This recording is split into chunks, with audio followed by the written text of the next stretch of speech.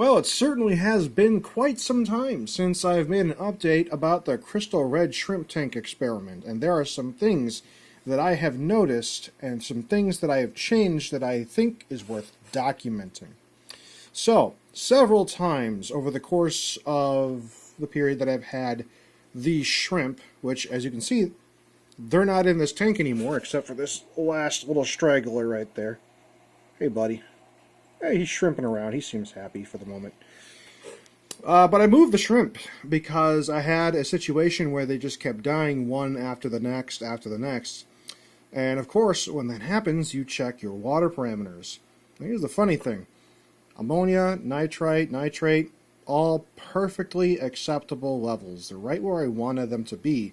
pH was the same that I had introduced them to, so I wasn't really seeing any pH swings, or perhaps nothing that the test was showing, or perhaps maybe if it was swinging, I just never got to a point where I could test and see the difference in the different times that it was swinging at. But led me down this rabbit hole trying to figure out, what could be the issue causing them to die? Well, you got to look back and think, okay, well, what changed? Because they were eating the pellet food from Aquatic Arts that I usually supplement before the issue, but now they weren't. The temperature was the same. Well, no. I lowered the temperature a little bit because they were molting so much that it was putting them through unnecessary stress. So I lowered the temperature to lower the metabolism rate and lower their shedding rate, which seemed to be fine for a little bit, but then I also added this plant. This might be a problem. So I pulled this plant out of my Dream Blue Velvet Shrimp Tank. And I did so with the intentions of it just being there to help suck up nitrate. That way I wouldn't have to do as many water changes, or at least not as frequently, in the hopes that I would keep the parameters more stable. But in doing this, I may have triggered something that this plant does that causes parameters to fluctuate, thus killing the shrimp. Now, what that is, I can't be entirely sure. I can't test for everything. I do have a lot of tests.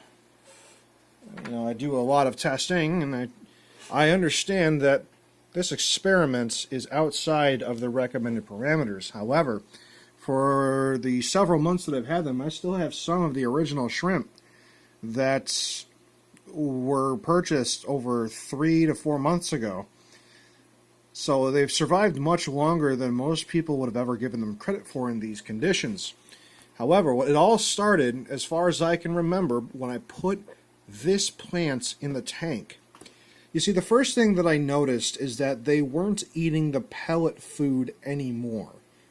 Now, I thought maybe this plant had more surface area in it, and there was some more biofilm and algae growing on the plant, so maybe they were just getting their food more naturally, as a shrimp would typically do. But that didn't really seem to be the case, because whenever I would feed some shrimp fit, they would go absolutely nuts for the stuff. So they were definitely hungry, and they were just being choosy. Or perhaps maybe they were waiting for a particular vitamin or something to eat. The next thing I noticed is that their color has changed.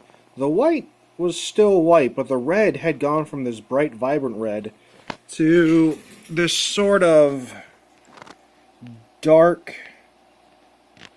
Let's see if I can get a focus on this. If you look right there, the red has gotten very dark on their main stripe patterns, and that was an indication to me that something wasn't going right. And it wasn't just one shrimp, it was a bunch of shrimps that had suddenly gotten their red stripes to go dark.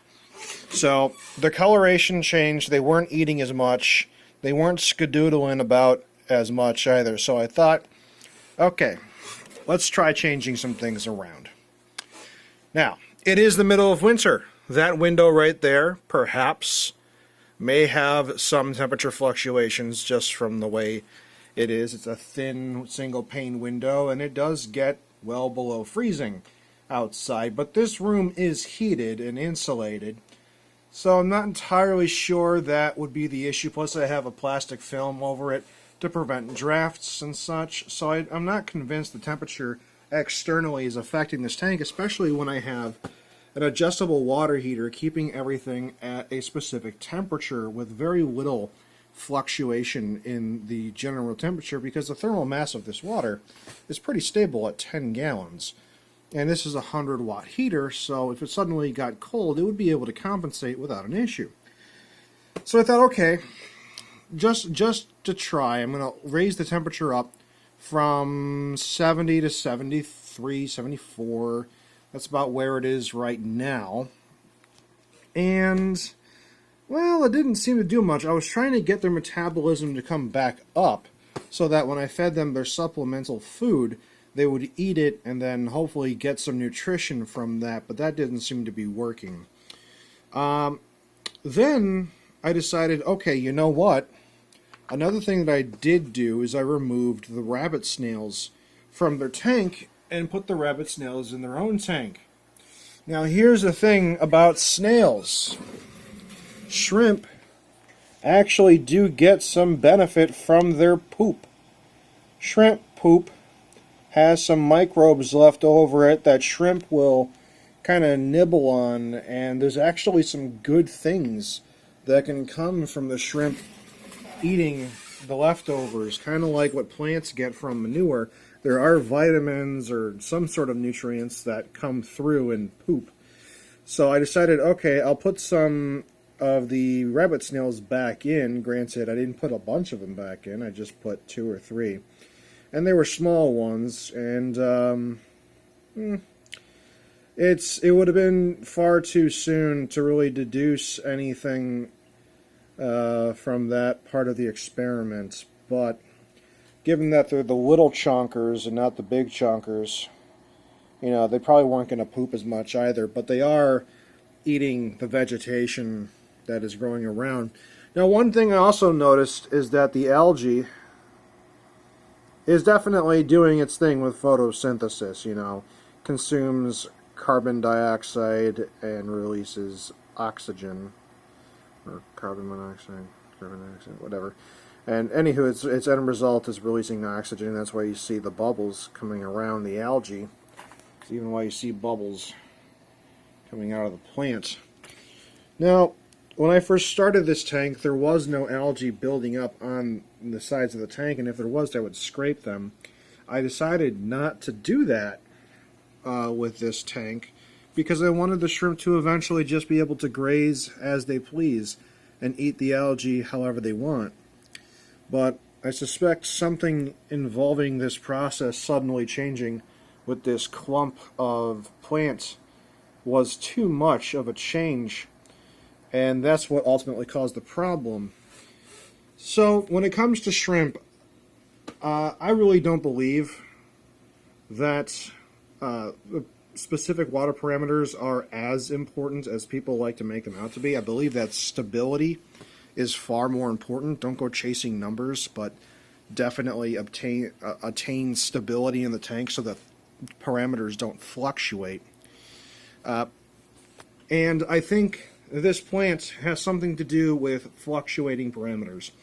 Now, I'm not particularly huge on plants. I don't go crazy with plants. I don't do like super heavily planted tanks. I usually have 1 or 2 types of plants that I use, specifically because they're very functional in what they do. However, there is still more to analyze. I have moved the remaining, except for the one apparently, shrimp that have survived into this tank where the algae has grown on top of this lava rock.